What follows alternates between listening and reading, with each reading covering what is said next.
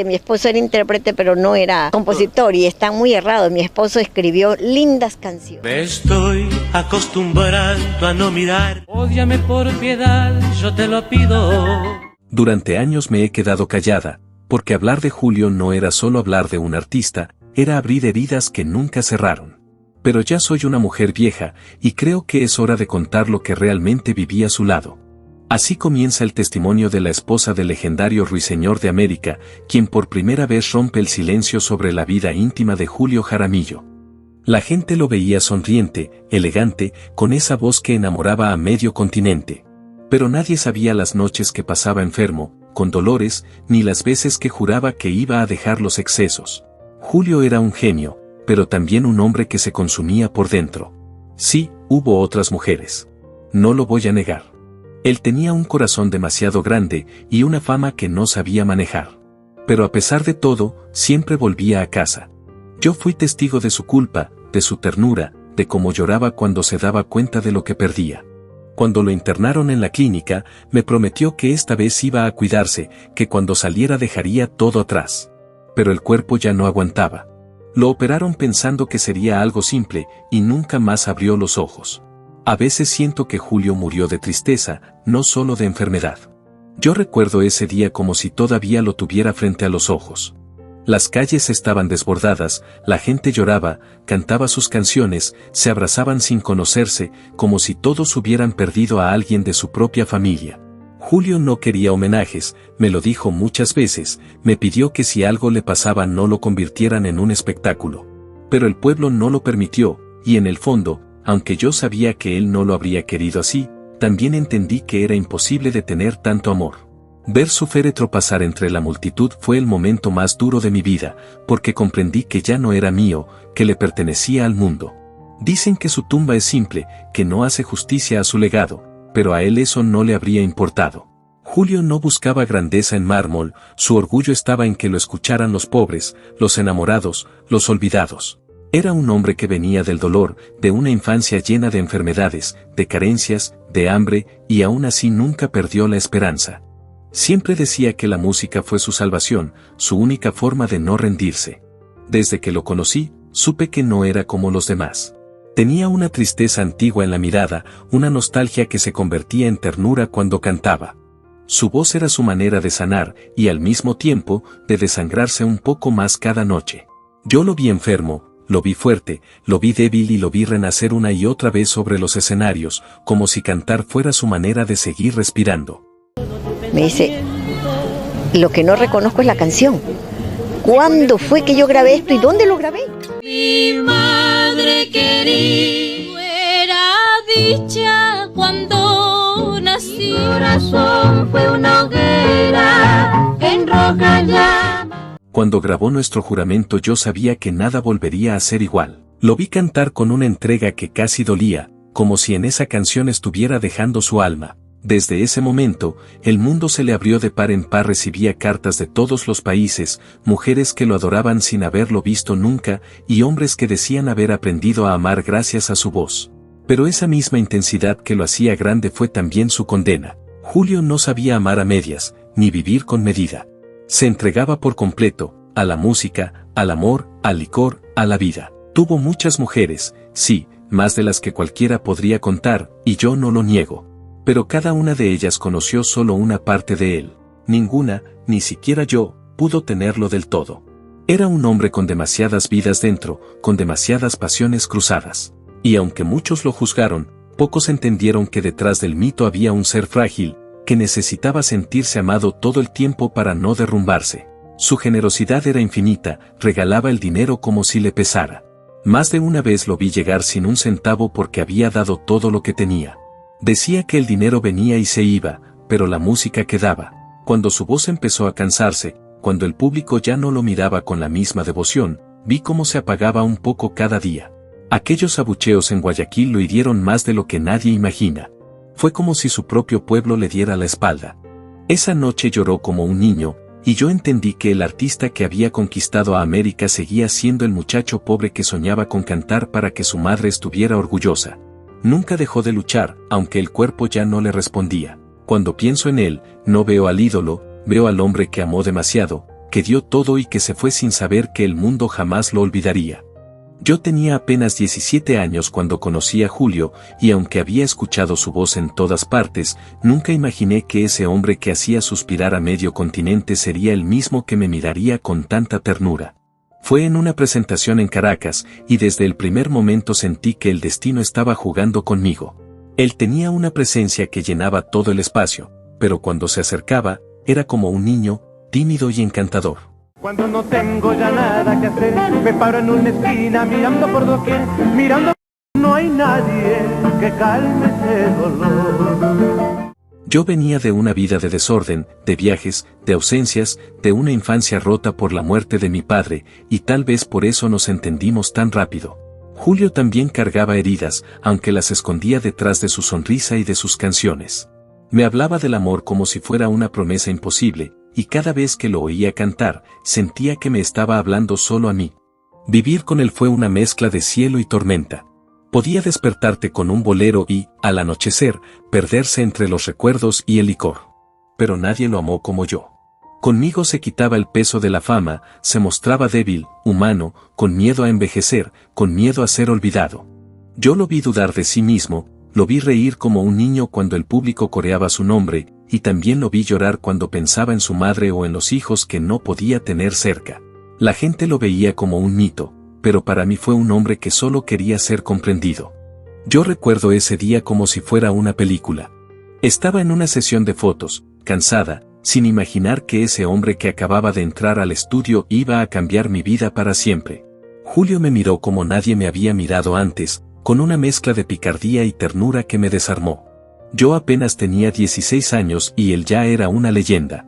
No sabía nada de sus canciones, para mí Elvis Presley era el rey, y sin embargo, esa tarde algo en mí se estremeció. Me invitó a salir, y aunque lo rechacé al principio, no podía sacarme de la cabeza esa mirada suya que parecía leerme el alma. A los pocos días apareció en mi casa diciendo que era amigo de mi madre. Era un hombre astuto, encantador, imposible de resistir. Yo trataba de mantener la distancia, pero cada vez que hablábamos sentía que el mundo se detenía. Mi madre no lo aprobaba, decía que era demasiado mayor para mí, que su vida era un caos, y tenía razón. Pero el amor no entiende de razones. Nos fugamos poco antes de Navidad, sin pensar en las consecuencias, solo con el deseo de estar juntos. Recuerdo el temblor en mis manos cuando firmé aquel papel, creyendo que la vida nos pertenecía. Pero la felicidad nos duró poco. Mi madre hizo todo lo posible por separarnos, movió cielo y tierra hasta que un juez anuló nuestro matrimonio. Me escondieron, me llevaron lejos, a Puerto La Cruz, como si pudieran arrancarme de él. Yo lloraba todas las noches, porque sentía que me habían robado algo más que un amor, me habían quitado una parte de mí. Julio me buscó, me escribió, me prometió que nada nos separaría, y aunque el tiempo y la vida se encargaron de probar lo contrario, en mi corazón siempre supe que aquel amor, tan prohibido y tan puro, jamás se borraría. Yo nunca pude olvidarlo, por más que intentara convencerme de que todo había terminado. Cuando se fue de gira, sentí que se llevaba mi alma con él. Pasaron los meses y no tenía noticias suyas. Lloraba en silencio y lo único que me quedó fue escribir. Así nació esa canción, el bolero Quería conocerte. La compuse con rabia, con nostalgia, con amor y con resignación. Nunca imaginé que esas palabras llegarían hasta él, mucho menos que le dolerían tanto. Cuando regresó, apareció de repente en Puerto La Cruz, con esa sonrisa suya que desarmaba cualquier reproche. Me dijo que había leído entre mis versos lo que no me atrevía a decirle, que lo seguía amando. Yo tenía 18 años y ya no quería esconderme más. Me fui con él a Caracas decidida a vivir mi vida, sin miedo, sin permiso, solo con la certeza de que lo nuestro era real. Y por un tiempo lo fue. Julio cambió, se volvió más tranquilo, más atento, me compró un auto nuevo, se cuidaba, hablaba de futuro. Pero su fama era una sombra que lo seguía a todas partes. Mujeres jóvenes, mujeres mayores, todas lo buscaban. Yo aprendí a callar, a entender que un hombre como él no podía ser de una sola persona. A veces me dolía profundamente, pero también sabía que cuando cerrábamos la puerta de casa, él era mío, solo mío. Vivimos en muchos países, compartimos escenarios, risas, peleas y reconciliaciones. En México estudié periodismo mientras él grababa sin descanso, y en cada ciudad encontraba una manera distinta de hacerme sentir amada. Julio tenía conflictos internos, luchaba con su propia conciencia. Recuerdo cuando le ofrecieron la nacionalidad venezolana y hasta un cargo político. Me miró y me dijo, yo no nací para eso, yo nací para cantar. Y en esa frase entendí todo. Él no pertenecía a ningún gobierno, ni a ningún país, ni siquiera a mí. Julio pertenecía al pueblo, a la música, a la eternidad. Esa noche no pude dormir. Julio estaba inquieto, caminaba de un lado a otro repitiendo que no podía jurar lealtad a una bandera que no era la suya. Yo le dije que lo hiciera, que tal vez era una oportunidad para tener estabilidad, para dejar atrás los sacrificios, pero me miró con los ojos llenos de culpa y me dijo, Nancy, si lo hago, me pierdo a mí mismo. Al amanecer tomó su decisión, rompió el compromiso y regresamos a Guayaquil. Nunca olvidaré cómo lo recibió su gente, como si hubiera regresado un hijo pródigo. Lo cargaban en hombros, lo aplaudían, lloraban. Ese día comprendí que Julio no le pertenecía a ningún país, le pertenecía al pueblo. Pero el destino no nos dio mucho tiempo más. Cuando murió, yo sentí que el mundo se detuvo.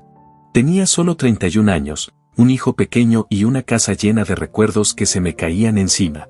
No quedó dinero, no quedaron lujos, solo su voz y su ausencia.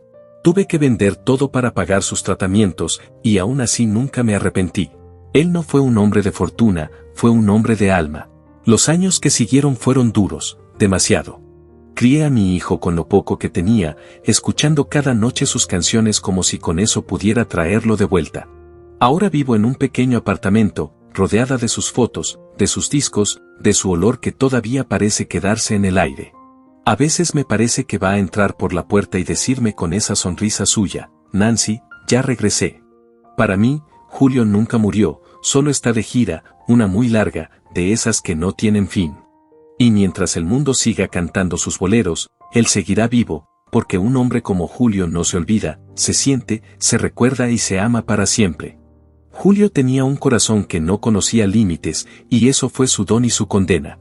Él amaba de una forma que no se podía controlar, se dejaba llevar por la emoción del momento, por la necesidad de sentirse vivo. Cuando me contó su historia con María, lo hizo con tristeza, como quien recuerda una decisión tomada sin entender del todo sus consecuencias. Me dijo que se casó por obligación, que en aquel tiempo la presión era demasiado grande y que apenas era un muchacho confundido tratando de hacer lo correcto. Lo curioso es que mientras se casaba con ella, su vida ya era un torbellino. Odalia, Blanquita, tantas mujeres que cruzaron su camino, cada una dejando una marca distinta. Él no podía estar solo, no sabía cómo. A veces me hablaba de eso con culpa, con una mezcla de vergüenza y resignación. Decía que su corazón era como su voz, no podía guardarse para una sola persona. Y aunque muchos lo juzgaron, yo entendí que su manera de amar era la misma con la que cantaba, intensa, arrebatada, sin medida. Pagó caro por eso. Las mujeres que lo amaron también sufrieron mucho, y él lo sabía. Me contaba que Blanquita terminó en lugares donde ninguna mujer debería estar, que su vida se llenó de dolor, de pobreza, y que él nunca dejó de sentirse responsable.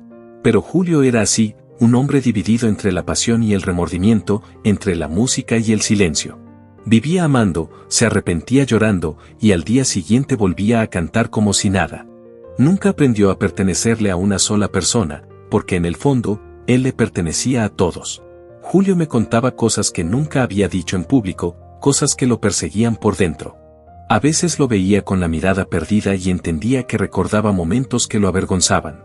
Me habló de Blanquita con un dolor que no se le borraba. Dijo que aquella vez, cuando la golpeó en plena calle, fue uno de los días que más lo marcaron. Estaba borracho, fuera de sí, y cuando la prensa se enteró, lo destrozaron. Pasó unos días preso y cuando salió, decía que el ruido de los barrotes lo seguía sonando en la cabeza cada vez que se quedaba solo. Nunca volvió a ser el mismo después de la muerte de ella. Se culpaba, decía que no la había protegido como merecía, que la vida le había cobrado con creces cada exceso. Julio amaba con fuerza, pero también destruía con esa misma fuerza. Su fama era tan grande que lo arrastraba de un país a otro, y con cada viaje nacía una nueva historia, una nueva mujer, un nuevo error. Me confesó que en El Salvador llegó a creer que podía empezar de cero, que casarse con Berta Coralia sería su redención. Me lo dijo riendo, pero con tristeza. Me casé en televisión, Nancy, imagínate tú, con cámaras y flores, mientras en Ecuador todavía estaba casado con otra. Era tan contradictorio que dolía escucharlo. A veces se justificaba diciendo que solo buscaba amor, otras veces reconocía que el amor se le iba de las manos. Era un hombre que no sabía detenerse. Julio tenía una forma de amar que lo consumía. No conocía los límites ni las consecuencias, y a veces yo pensaba que su necesidad de sentirse querido era más fuerte que cualquier promesa. Me hablaba de sus viajes con una mezcla de orgullo y culpa, como si quisiera justificar lo que sabía que no tenía perdón. Decía que cada mujer representaba un momento, una emoción, una canción que se había escapado de su alma. Cuando me contaba de Ana Melba, lo hacía con ternura. Dijo que era una mujer dulce, con una voz que lo hipnotizaba, y que cuando nació Rocío sintió por un instante que podía enmendar todos sus errores. Pero su vida no se lo permitió. Julio siempre estaba de paso, y aunque se esforzaba por estar presente, su propia naturaleza lo empujaba a seguir moviéndose. Decía que amaba a sus hijos, que todos eran su reflejo, pero también reconocía que muchos crecieron sin él.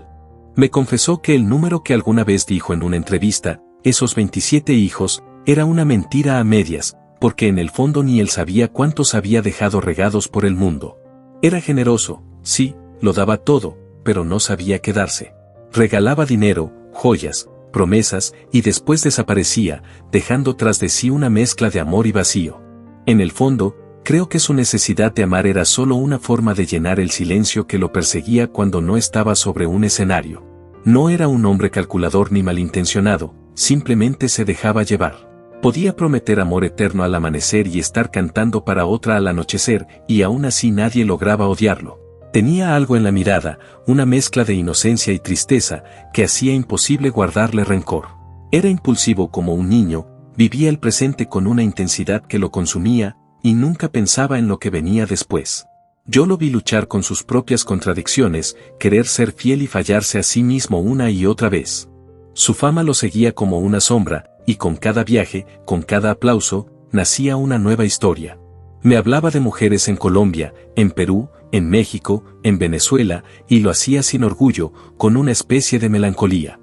Decía que todas habían dejado algo en él, una canción, una sonrisa, una herida. Cuando mencionaba a Luisa Navarrete, lo hacía con cariño, aunque ni siquiera estaba seguro de si su unión con ella había sido formal. Todo en la vida de Julio era así, intenso, confuso, fugaz. Pero detrás del artista, del ídolo, seguía siendo el muchacho humilde de Guayaquil que solo quería cantar y ser querido.